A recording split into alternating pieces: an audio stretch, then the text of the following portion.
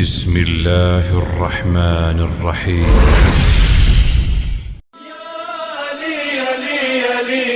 ایسے ہوتے ہیں علی کے نوکر، ایسے ہوتے ہیں علی کے نوکر، ایسے ہوتے ہیں علی کے نوکر، ایسے ہوتے ہیں علی کے نوکر۔ دے کر میسا مسلمان کو کہتی ہے نظر، ایسے ہوتے ہیں علی کے نوکر، ایسے ہوتے ہیں علی کے نوکر۔ الرحمن الرحیم والصلاة والسلام علی اشرف الانبیاء والمرسلین وعلی الطیبین الطاہرین المعصومین۔ ناظرین کرام السلام علیکم ورحمۃ اللہ وبرکاتہ۔ سب سے پہلے آج کی پرمسرت مناسبت کے موقع پر آپ تمامی لوگوں کی خدمت میں ہدیہ تبریک و تہنیت پیش کرتے ہیں۔ آج ہمارا جو ہے عنوان تقلید کے سلسلے سے جو سلسلہ چل رہا ہے، ایک مستقل دلیل، اسی ضمن میں یعنی ہماری گفتگو عام طریقے سے چل رہی ہے کہ روایات ائمہ علیہ السلام میں فرامین اہل بیت علیہ السلام کی روشنی میں تقلید کا جائزہ لیتے ہیں۔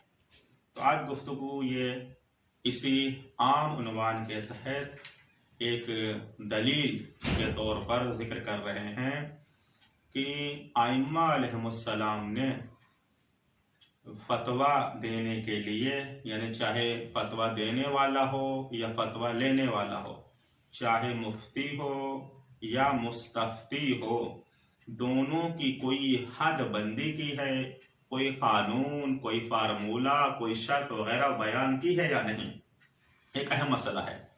اس سے انشاءاللہ اگر ہمارے ناظرین کرام ذرا سا غور و فکر کریں کلام معصومین پر، تو انشاءاللہ بہت آسانی کے ساتھ اس شبہے کا جواب دے سکتے ہیں جو بعض لوگوں کی طرف سے تقلید پر شبہہ اور اشکال اور اعتراض کیا جاتا ہے۔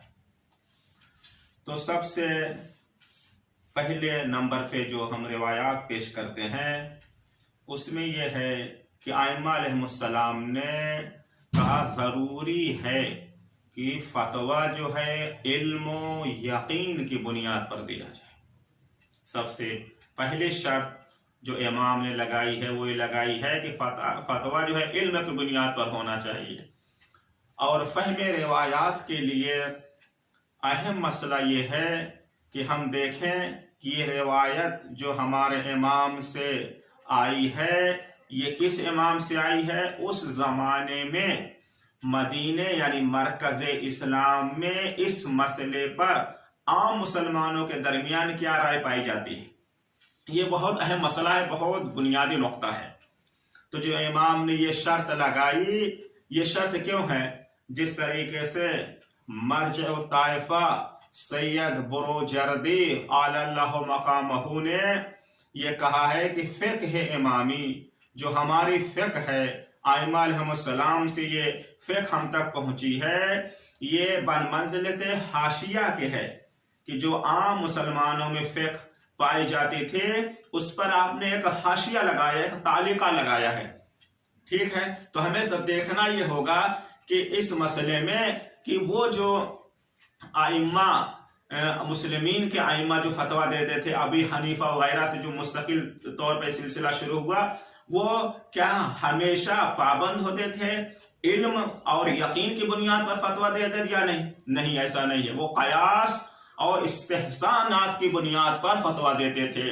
ان کے ہاں آج بھی مستقل دلیل ہے، جبکہ ہمارے ائمہ علیہ السلام نے بے شمار روایت آئی ہیں جس سے منع کیا ہے۔ قرآن مجید کی آیت بھی دلالت کر رہی ہے اور ائمہ معصومین میں۔ تو امام نے جو یہ شرط لگائی ہے، کیونکہ مسلمانوں کی جو فقہا تھے، جو مسلمانوں کے علماء تھے، وہ اپنی رائے کی بنیاد پر فتویٰ دیتے تھے، قیاس کی بنیاد پر فتویٰ دیتے تھے کہ جس طرح سب سے پہلے قیاس کرنے والا کون ہے؟ ابلیس، اول من قاس فہو ابلیس۔ یہ جو ہے بڑی شدت کے ساتھ جو ہے رد کی گئی ہے۔ یہ بہت اہم مسئلہ ہے۔ تو اس وقت جو مسئلہ رائج تھا مسلمانوں کے ہاں، مسئلہ مسائل، وہ اپنے امام کے پاس جاتے تھے، اپنے فقہا کے پاس جاتے تھے تو اگر انہیں کوئی آیت روایت نہیں ملتی تھی تو اپنے طرف سے جو ہے قیاس کر کے فتویٰ دے دیتے تھے. امام نے منع کیا.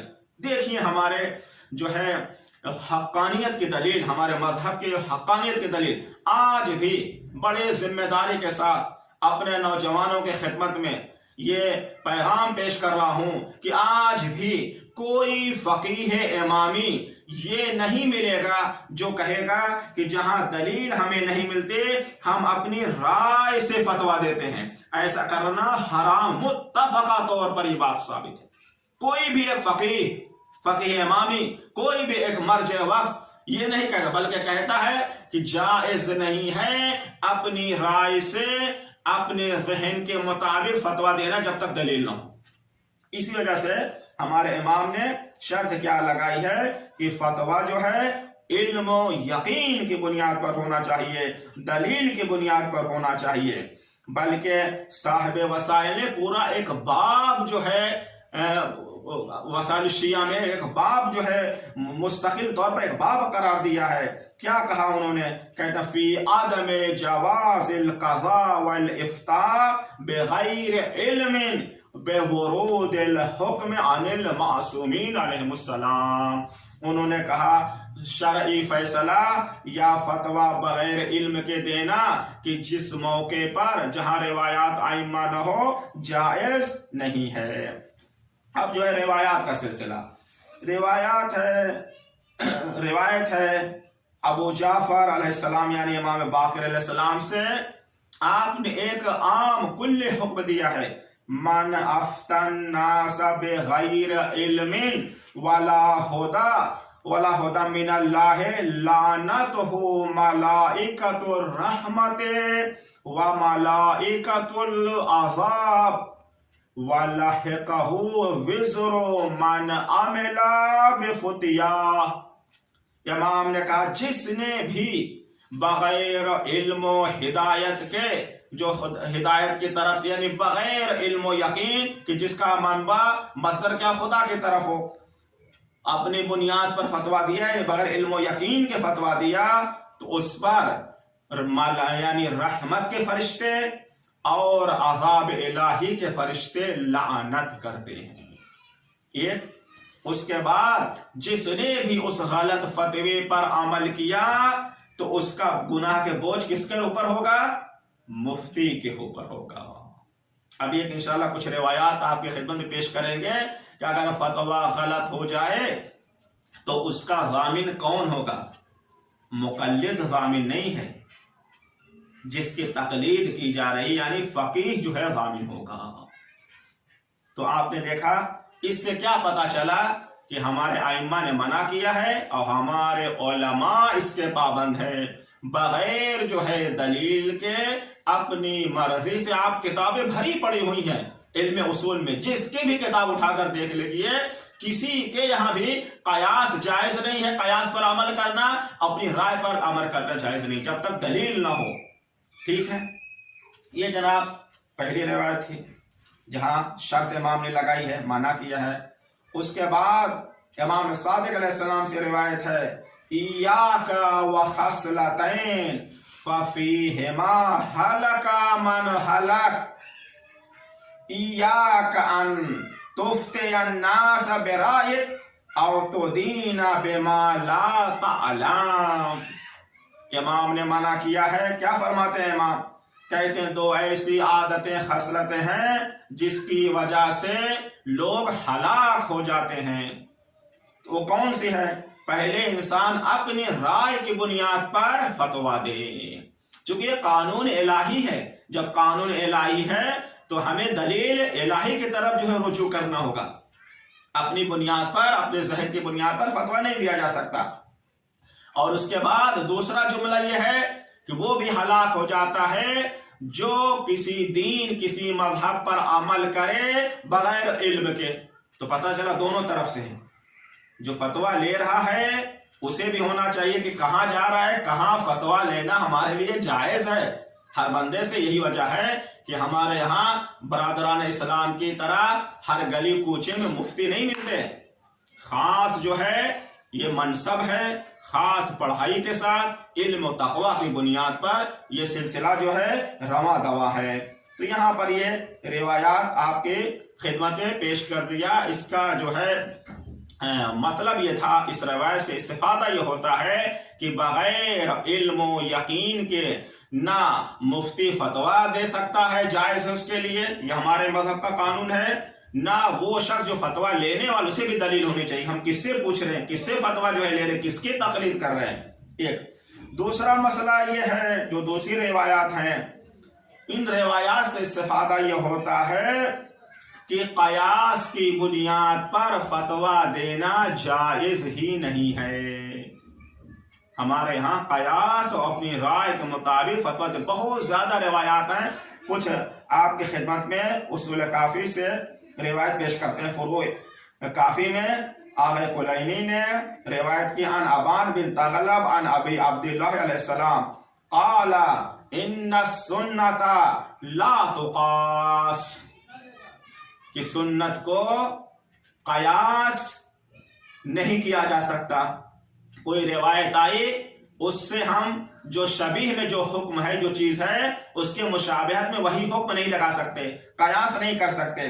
پھر علت بیان کی امام نے، الا ترى ان المرأة تقضي صومها ولا تقضي صلاتها، کہا کیا تم یہ نہیں دیکھتے کہ اللہ کا حکم ہے کہ ایک جو ہے خاتون جس کو جو ہے دور شہریہ کی وجہ سے ناپاک والے جو ایام ہوتے ہیں اس میں نماز بھی چھوٹتی ہے، روزہ بھی چھوٹتا ہے.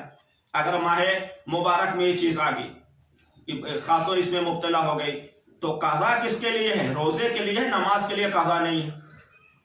اب کوئی یہ قیاس کرے دونوں واجب ہے، تو جب دلیل یہ آئی کہ کس کے لیے دلیل آئی؟ روزے کی قضا کے لیے آئی اور نماز کے لیے نہیں ہے، تو لہذا ہم کیا اس پر قیاس کرتے ہوئے کیا فتویٰ دے دیں کہ نماز کی بھی قضا کرے گی؟ یہ جائز نہیں ہے. اسے قیاس کہتے ہیں. اس کو کیا کہتے ہیں؟ قیاس کرتے ہیں. امام نے کیا فرمایا؟ سنت نبی، یا چاہے سنت یا قرآن مجید کی آیت، یہاں چونکہ روایت میں لفظ سنت آیا ہے، سنت پیغمبر کو قیاس، اس پر قیاس نہیں کیا جائے گا. جیسے یہاں پر کہ وہ جو خاتون جس کے روزے نجاست کی وجہ سے چھوٹ گئے ہیں، نماز چھوٹ گئی ہے، تو جب وہ پاک ہو جائے روزے کی قضا واجب ہے اس پر، نماز نہیں ہے. اب دونوں واجب ہیں. اب کوئی یہ قیاس کرے، یہ جائز نہیں ہے. اس کے بعد امام نے کیا فرمایا؟ اس کے بعد امام نے کیا فرمایا؟ یا ابان ان سنت اذا قیس محق الدین، اگر یہ قیاس کا سلسلہ روایات میں سنت میں ہو جائے تو دین جو ہے ختم ہو جائے گا، پھر دین سلامت نہیں رہے گا. اللہ اکبر. اس دین کی عظمت کو سمجھیں کہ حفاظ دین ائمہ نے کس طریقے سے منع کیا ہے. جہاں پر کوئی نظام نہیں ہے، آپ دیکھیں ادیان سماوی جو ہیں اس وقت، کرسچن کے ہاں دیکھ لیں، یہودیوں کے ہاں دیکھ لیں، اس کا قیاس آپ جو ہے اپنے مذہب کے مطابق کریں. کیا وجہ ہے کہ وہاں احکام، وہ بھی دین کہاں خدا کی طرف سے آیا تھا، لیکن آج وہاں کا نظام اس طریقے سے آپ کو نظام نہیں ملے گا، قانون الہی نہیں ملے گا. کیا وجہ ہے؟ کہ وہاں اپنی رائے اور قیاس داخل ہو گیا تھا. اسی وجہ سے برادران اسلامی کی فقہ، کبھی مناسبت آئے گی انشاءاللہ بیان کریں گے، دونوں فقہ، جو فقہ اہل بیت ہے اور جو مسلمانوں کے یہاں فقہ ہے، اس کا جب آپ مقارنہ تقارن کریں گے تو عظمت فقہ اہل بیت جو ہے آپ کے سامنے عیاں ہو جائے گی. اس وقت پتا چلے گا کہ یہ اہل بیت کا معجزہ ہے. یہ جو فقہ اس طریقے سے محفوظ ہے، سلامت ہے، اہل بیت کا خزانہ علمی موجود ہے، یہ بہت بڑی فضیلت ہمارے امام کی ہے.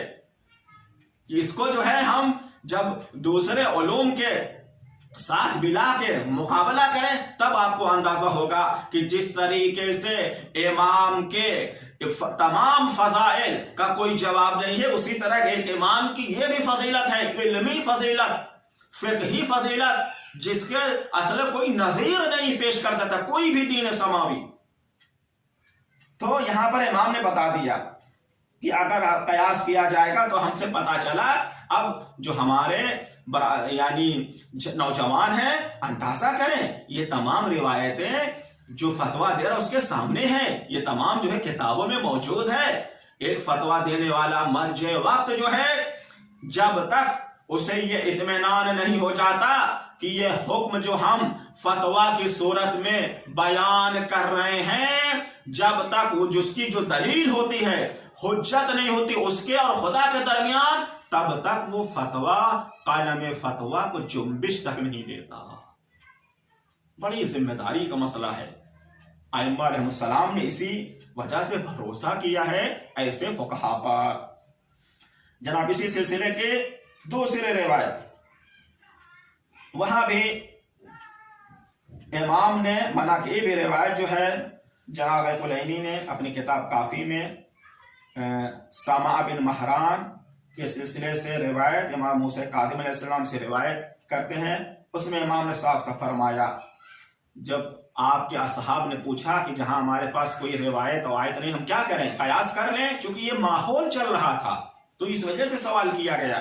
اصحاب امام سوال کر رہے ہیں. امام نے کیا فرمایا، وَمَا لَكُمْ وَلِلْقَيَاسِ، تمہارا قیاس سے کیا لینا دینا.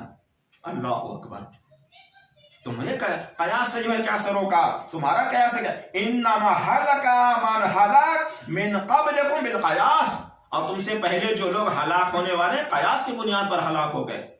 تو یہ قیاس اپنی رائے کو داخل کرنا شریعت میں یہ انسان کو ہلاکت و بربادی کی طرف جو ہے لے جاتا ہے. تو اس طریقے سے بہت زیادہ روایات ہیں کہ جس سے استفادہ ہوتا ہے کہ ہم قیاس نہیں کر سکتے. اس میں ایک روایت ہے جو وسائل الشیعہ کی جلد نمبر 27 میں ہے، جسے روایت جو ہے بالکل صحیحہ ہے، صحیحۃ ابی ولاد کے نام سے روایت مشہور ہے. اس روایت میں جو صاحب وسائل نے قرب اسناد سے نقل کیا ہے، یہ روایت امام رضا علیہ السلام سے منقول ہے. امام رضا علیہ السلام سے راوی محمد بن ابی نصر جو ہے پوچھتے ہیں کہ کیا کہتے ہیں جعلت فداک، مولا میں آپ پر قربان ہوں، ان بعض اصحابنا یقولون نسمع الامر ایحک عنک وان آبائک فنقیس علیہ. جو کچھ قانون روایات آپ سے ہم تک پہنچی ہیں، بعض اصحاب ائمہ یہ کہتے ہیں تو کیا ہم اس پر قیاس کریں. میں بار بار تاکید کر رہا ہوں کہ آج بھی برادران اسلام کے ہاں ایک مستقل دلیل قیاس ہے، اس پر فتویٰ دیتے ہیں وہ لوگ. تو چونکہ یہ ماحول چل رہا تھا اس وقت زیادہ، اس وجہ سے ائمہ کے اصحاب نے سوال کیا. اگر وہ سوال نہ کرتے تو اتنی کثرت سے اپنی رائے سے فتویٰ دینا، قیاس کر کے فتویٰ دینے کے لیے جو من وارد ہوئی ہے نہیں وارد ہوئی، ہم تک نہ پہنچتی. تو انہوں نے پوچھا، امام کہتے ہیں فقال سبحان اللہ لا واللہ ما ھذا من دین جعفر. اللہ اکبر. امام نے کہا کیا سبحان اللہ، پھر خدا نے قسم کھائی ہے، خدا کی قسم، قیاس پر عمل کرنا یہ مذہب جعفری میں سے نہیں ہے، اس کا جو ہے مذہب جعفری سے کوئی تعلق نہیں ہے. ہؤلاء قوم لا حاجت بہم الینا، اور جو لوگ قیاس پر عمل کرتے ہیں اس قوم سے ہمارا کوئی واسطہ ہی نہیں ہے.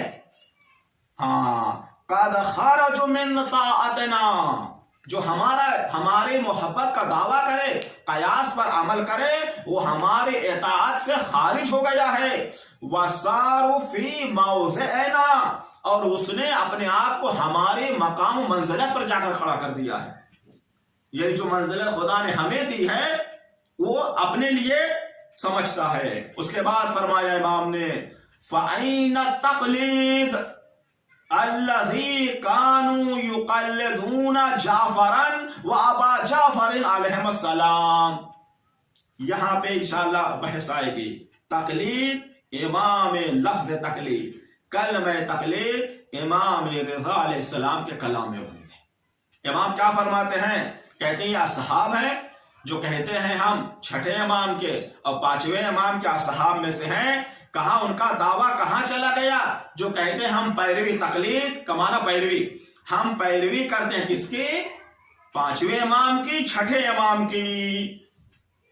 ہاں، اب آپ نے دیکھا امام نے صاف صاف بیان کر دیا، اس کے بعد امام نے چھٹے امام کا قول نقل کیا ہے جس میں آپ نے منع کیا ہے۔ اسی روایت کے آخری میں ہے کہ امام صادق علیہ السلام نے کہا قیاس پر کیوں عمل نہ کرے؟ کہا اگر قیاس کو تم ایک چیز کو درست کرو گے قیاس کے ذریعے سے، دوسری چیز جو ہے ٹوٹ جائے گی، ختم ہو جائے گی۔ اس وجہ سے ہم قیاس پر عمل نہیں کر سکتے۔ یہ روایت جو ہے مذکور ہے، یہ میں نے اشتباہ سے جو ہے صحیح ابی ولاد کا ہے، صحیح ابی ولاد ابھی روایت آ رہی ہے۔ یہ روایت وہی تھی جو قیاس پر قیاس کے لیے جو ہے منع کیا جا رہا ہے۔ آخری جو روایت ہے جس کا ہم نے آپ کے سامنے ذکر کیا کہ بہت مشہور روایت ہے، یہ اس میں جو ہے کیا ہے، اس سے پہلے ایک روایت نقل کر دیں جس میں اور کئی روایات ہیں، داون وقت میں آج گنجائش ہے صرف ایک روایت جس میں امام نے صاف صاف فرما دیا کہ مفتی جو ہے ضامن ہوتا ہے۔ یہ قاعدہ بیان کیا، ایسا نہیں کہ کوئی آئے فتویٰ دے دے اور ضمانت نہ لے۔ یہ جناب صحیح ترین روایت عن عبد الرحمن بن حجاج سے ہے کہ امام صادق علیہ السلام تشریف فرما تھے اور ربیعۃ الرائے فتویٰ دے رہا تھا۔ ایک اعرابی آیا، ان سے سوال کر رہا تھا، اس نے فتویٰ دیا، اس کے بعد خاموش ہو گئے۔ اب اعرابی کہتا ہے احوا فی عنقک، اس فتوے کی ضمانت آپ کی گردن پر ہے۔ فسکت عنہ ربیعہ، یہ مفتی جو ہے خاموش ہو گیا۔ امام بیٹھ کے یہ منظر دیکھ رہے ہیں۔ فَأَعَادَ عَلَيْهِ مَسْأَلَةً، جب دیکھا اس نے جواب میں پھر مسئلے کو دوبارہ پوچھا اس مفتی سے۔ فَأَجَابَهُ بِمِثْلِ ذَلِكَ، وہی جواب دی جو پہلی مرتبہ جواب دیا۔ پھر عربی کہتا ہے کہ یہ آپ کی گردن پر ہے، ذمہ دار ہیں اس کے آپ۔ پھر خاموش ہو گیا۔ جب وہ دوسری مرتبہ خاموش ہوا، فَقَالَ لَهُ ابو عبد اللہ علیہ السلام هُوَ فِي عُنْقِهِ قَالَ أَوْ لَمْ يَقُلْ، اے عربی اس فتوے کی ضمانت اس مفتی کے گردن پر ہے، چاہے وہ اس کا اعتراف کرے یا نہ کرے۔ اس کے بعد امام نے فرما دیا وَكُلُّ مُفْتٍ ضَامِنٌ، ہر فتویٰ دینے والا کیا ہے؟ فتوے کا ضامن ہے۔ اسی وجہ سے پہلے بھی بیان ہو چکا ہے، جو ہمارے مراجع کرام ہیں جو فتویٰ دیتے ہیں، جو تقلید کہتے ہیں، یعنی فتوے کی ذمہ داری ان کی گردن پر ہے۔ آخری روایت فی صحیحۃ ابی ولاد، یہ بھی جو ہے روایت نقل کی ہے صاحب وسائل نے اپنی کتاب میں۔ اس میں کیا ہے، بڑے طولانی ہے اور بہت معروف ہے فقہا کے درمیان۔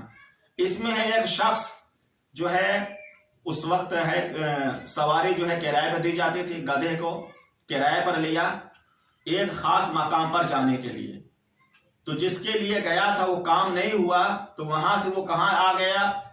مصر چلا گیا، مصر سے کوفے آیا۔ 15 دن گزر گئے۔ جب 15 دن گزر گئے اس کے بعد کوفے میں آیا تو ابو حنیفہ کے پاس یہ دونوں بندے گئے، جس کی سواری تھی، جس کا جانور تھا۔ اس نے کہا ہمیں 15 دن ہمارے جانور کو آپ نے رکھا ہے، اس کی پوری ہمیں اجرت دے۔ مثلا آج کے دور میں کوئی آپ سے گاڑی کرائے پہ لے کہ ہم ابھی آپ کو شام تک جو ہے کرایہ آپ کتنا ہوگا پے کر کے دے کر چلا جائے، اس کے بعد 15 دن کے بعد وہ گاڑی لے کر آئے، تو وہ بندہ کیا کہے گا جس کی گاڑی ہے کہ آپ 15 دن کی گاڑی کا کرایہ ہم کو دیجیے؟ تو یہی مسئلہ ہوا۔ جب کرایہ مانگا تو اس نے انکار کیا۔ اب یہ لوگ ابو حنیفہ کے پاس آئے۔ ابو حنیفہ نے کہا کہ ایسا ہے کہ جب یہ پہلی مرتبہ لے کے گیا ایک خاص مقام پر، وہاں سے دوسری جگہ پر بغیر بتائے ہوئے، تو یہ غاصب تھا۔ اگر اس عرصے میں یہ گدھا مر جاتا تو اس کا یہ ضامن تھا، لہذا بھی تمہیں اس نے گدھا صحیح سالم دے دیا، اس کی کوئی ذمہ داری نہیں ہے، کرایہ نہیں دے گا۔ یہ وہ جب یہ سنا، یہ فتویٰ انہوں نے دیا، تو اب روایت کے جملے ہیں کہ جس کی سواری تھی انا للہ و انا الیہ راجعون پڑھنے لگا، پریشان ہو گیا۔ اس کے بعد ابو حنیفہ نے کسی طرح سے صلح وغیرہ تھوڑا سا پیسہ دلا کر صلح کرا دی۔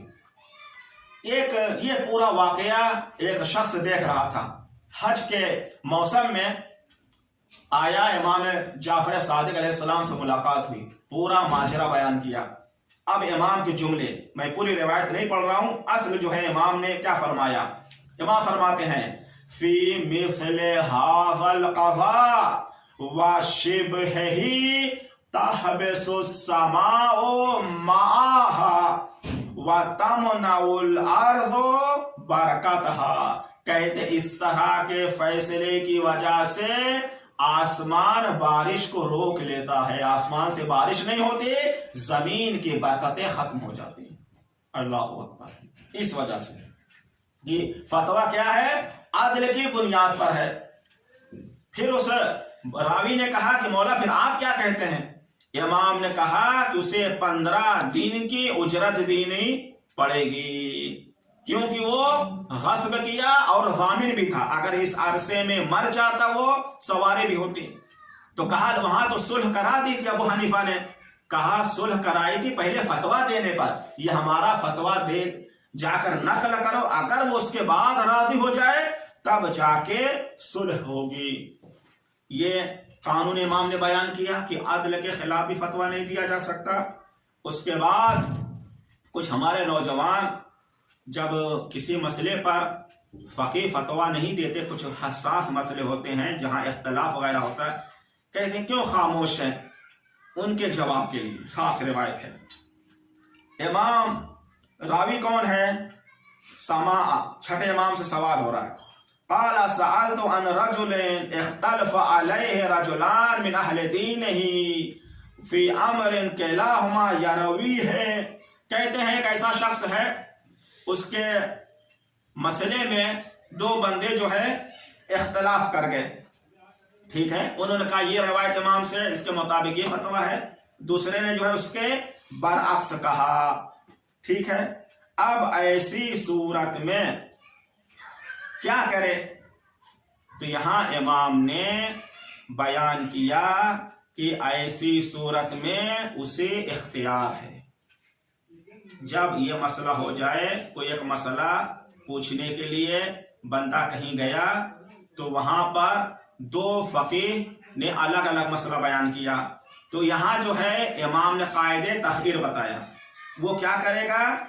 تخیر سے کام لے گا، اور یہاں تک کہ جب اس کی ملاقات کسی ایسے فقیہ سے ہو جائے جو اس مسئلے کا صحیح جواب دے، تب تک وہ تخیر پر عمل کرے گا۔ امام نے یہ نہیں کہا کہ فتویٰ پر عمل نہیں کرے گا، یعنی فتوے والے مسئلے پر جہاں اختلافی فتویٰ اسے آپ چھوڑ دو، اس کی طرف نہ جاؤ، لیکن چونکہ فتوے کی اختلاف کی بنیاد کیا تھی؟ اجتہاد، چونکہ وہ کچھ ہی سمجھ رہے ہیں پہلی روایت سے، دوسرا بندہ جو ہے کچھ اور سمجھ رہا ہے، تو یہاں تخیر۔ آخری نقطہ جس کی طرف یہ کہا کہ کبھی کبھی ایسا ہوتا ہے کہ فقیہ جو ہے مسئلے کو جواب جانتے ہوئے، ان کی رائے وہاں پر ہوتی ہے، نظر ہوتی ہے، لیکن فتوے کا جواب نہیں دیتے، اس مسئلے کو بہت زیادہ جو ہے اچھالا جاتا ہے کہ جناب انہوں نے جواب کیوں نہیں دیا۔ اس کی وجہ کیا ہے؟ سوال پوچھا گیا، سوال تو راوی کہتا ابا الحسن علیہ السلام عن رجل یاتیہ من یسألہ عن المسئلہ، کوئی ایسا فقیہ ہے جس سے کوئی شخص آ کر مسئلہ پوچھ رہا ہے، اب اسے خوف ہے کہ اگر فتویٰ دے دے گا تو ایک مسئلہ ہو جائے گا، اس کے خلاف ایک ماحول کھڑا ہو جائے گا، لوگ تحمل نہیں کریں گے، کوئی ایسا حساس مسئلہ ہے، کیا کرے؟ فَيَسْقُطْ عَنْهُ، فتویٰ دینے سے خاموش ہو جائے، او یفتیہ بالحق، اور جو حق سمجھتا ہے اس کو فتویٰ دے دے، او فتویٰ اس چیز کا دے کہ اس سے جو ہے اس پر کوئی خوف نہ ہو، کیا کرے؟ 3 مسئلہ، یا خاموش ہو جائے، یا حق بات کہہ دے، یا ایسے جو ہے اس میں کلام میں یا فتوے میں کنایا ہو جس سے وہ بچ جائے اور فتویٰ بھی ہو جائے۔ اب دیکھیں امام کیا فرماتے، قال السکوت عنہ اعظم اجرا وافضل۔ جہاں مسئلہ خوف کا ہو، خوف یہ ہو کہ کوئی مسئلہ معاشرے میں کھڑا ہو جائے گا، اختلاف بڑھ جائے گا، یہی وجہ ہے کہ کچھ مسائل جو اختلافی ہوتے ہیں جسے عام لوگ برداشت نہیں کر سکتے، دشمن جو ہے اسے فتنہ و فساد کے لیے استعمال کرتا ہے، تو جو ذمہ دار فقہا ہیں اس میں خاموش رہتے ہیں، توقف کرتے ہیں کہ اس فتوے میں کوئی فتویٰ ایسا نہیں کہ ان کا فتویٰ نہیں ہوتا، فتویٰ ہوتا ہے، یہ دلیل امام نے دی ہے، ان کے نظر کے سامنے امام کی روایت ہوتی ہے۔ ان سب سے پتہ چلا کہ اصل جو ہے فتویٰ دینے کے لیے بھی قانون ہے، فتویٰ لینے کے لیے بھی قانون ہے۔ یہ قانون امام نے کیوں بیان کیے؟ تاکہ فقہا اسی کے دائرے میں رہ کر فتویٰ دیں اور شریعت کے احکام بیان کرتے رہیں، عمل کرنے والوں کے لیے راستہ بالکل کھلا ہو۔ ایسا نہ ہو کہ جس طریقے سے وہ ادیان سماوی جو دین کہاں سے آسمانی تھے، خدا کی طرف سے تھے، لیکن ان کے ہاں کوئی ایسا نظام نہیں تھا تو ان کا دین جو ہے ختم ہو گیا۔ آج مسلمانوں سے زیادہ تعداد جو ہے کرسچن کی ہے، لیکن وہاں پر یہ نظام نہیں ہے۔ آپ پوچھیں ذرا سے اپنے یہاں فقہ کی جو کتاب ہے، جو مسائل ہیں، ذرا وہاں پر کہ بھائی اس مسئلے میں آپ کا مذہب کیا کہتا ہے، آپ کا دین کیا کہتا ہے، آپ دیکھ لیجئے، خاموش ہو جائیں گے۔ اللہ اکبر، یہ بہت بڑی فضیلت اہل بیت علیہ السلام کی ہے، ہمیں متوجہ ہونا چاہیے اور فخر کرنا چاہیے کہ جس نے ایسا نظام ہمیں دیا کہ جس نظام کی مثال دنیا پیش کرنے سے قاصر ہے۔ جس طرح ہمارے امام کی ہر فضیلت کی کوئی مثال نہیں ہے، وہ دوسروں میں نہیں پائی جاتی، اسی طرح یہ فضیلت جو علمی خزانہ فقہ اہل بیت ہے، یہ بہت عظیم چیز ہے۔ اس کی قدر اس سے ثابت ہوا کہ امام علیہ السلام قوانین وغیرہ بتا کر کہ اس طرح سے کام ہونا چاہیے، دینی مسائل آگے بڑھنا چاہیے۔ تقلید جائز ہے، یہ مفروغ عنہ ہے، اس پہ اصلا کوئی کلامی نہیں ہے۔ شکراً یا ربی شکراً، ہدیت قلبی شکراً۔